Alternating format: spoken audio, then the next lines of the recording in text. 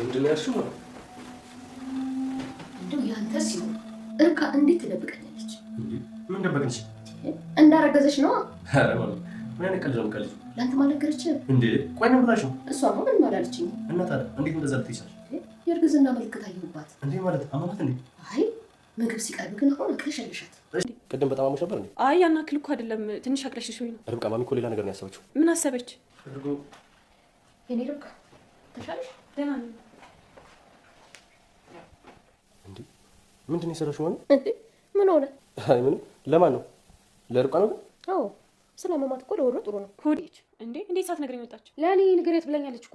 እሺ በቃ ችግር የለውም። እሺ ፒስ በቃ። እኔ የምልሽ አዙ ወይ ይርጣ ያልተመቸሽ ነገር አለ እንዴ? ኧረ ሁሉም ነገር ተመችቶኛል። እናንተም እንደዛው። በተለይ ማዘሯ የገባት ያራድዬ ልጅ። እሺ በቃ ደግሞ የምትፈልጊው ነገር ካለ ጠይቂኝ። እሺ አመሰግናለሁ። ሆነሽ ደግሞ እኔ እንጃ ግን ያው ማዘሯ ፈዋ ምናምን እያበሳሰለች ይችላል ነበር። እቺ ኮተት ታያቸው እባክሽ። በቅርቡ ተያይዘው ጎዳና መውጣታቸው ይቀር። ኧረ ፈታ በያት እና ልጅ ፍሪቋ።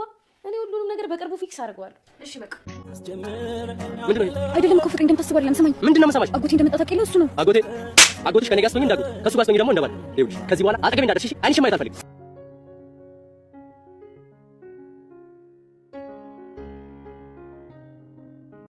የአቤል እናት ርብቃ ጸንሳለች ይላሉ። ደስታ ተሞልተዋል። የልጅ ልጅ ለማየት ጓጉተዋል። እሱም እንዴት አወቅሽ ይላል። አይ ምግብ ሲቀርብ ያቅለሸልሻታል፣ አንዳንድ ምልክቶች አይቼባታለሁ ይላሉ። እሱም ይደነግጣል። አሁን የት ሄደች ይላል። ወደ ውስጥ ገባች። ደግሞ እንዳታስደነግጣት ቀስ ብለህ አውራት እሺ ይላሉ ማዘር የአቤል እናት።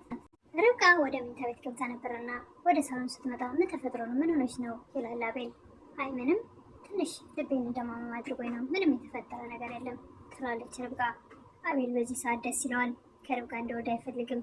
ሌላ የሚወዳት ፍቅረኛ አለችና፣ ማዘር ግን ከርብቃ እንደወልድላት ትፈልጋለች። የኔ ርብቃ ትላለች። ርብቃን በጣም ትወዳታለች። በሌላ በኩል የሚወደው ጓደኛው የአቤል ጓደኛ እቤት ውስጥ ሰላይ ልኮበታል። ፍቅረኛ የሚላት ራሱ ከጓደኛው ጋር ነገሮችን ሴራ እያሴሩበት ነው። ይህን ነገር አያውቅም ነበር አቤል። በዛሬው ዕለት ግን የጓደኛውን ሴራና የፍቅረኛ የሚላትን ተንኮል ስላወቀ ከእሱም ቴክስት ይላክላት። ምንድን ነው ይሄ ሲላት እሷም ምንም አይደል አጎቴ ነው፣ አጎቴ ከውጭ እንደመጣ ታውቃለህ አይደል ትላለች። አጎትሽ ከኔ ጋር ስትሆኝ አጎትሽ ነው፣ ብቻሽ ስትሆኝ ደግሞ ባልሽ ነው ብሎ በጥፊ አጋጭቷት እሱ ወደ መጠጥ ቤት ሄዳል። አቤልም መጠጥ ቤት ሄዶ እጅግ በጣም እስኪሰክር ድረስ ይጠጣል።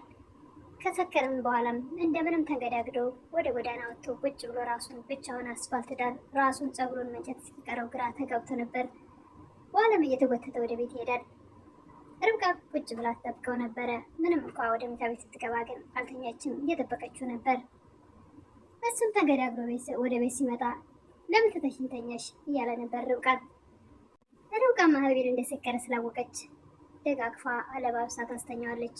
እሱም ደግሞ እንቅ አድርጎ ይዞ ሌላ የሆነ ፍቅር ነገር ለመጫወት ይፈልጋል። ሰላም ጤና ይስጥልኝ ውድና የተከበራችሁ በመላው ዓለም ያላችሁ ኢትዮጵያና የተወደዳችሁ እግዚአብሔር ይመስገን ደህና ነኝ። ርብቃ ክፍል 10 አብረን እናያለን። በጣም ደስ የሚል አስተማሪ ድራማ ነው። አብረን እናያለን።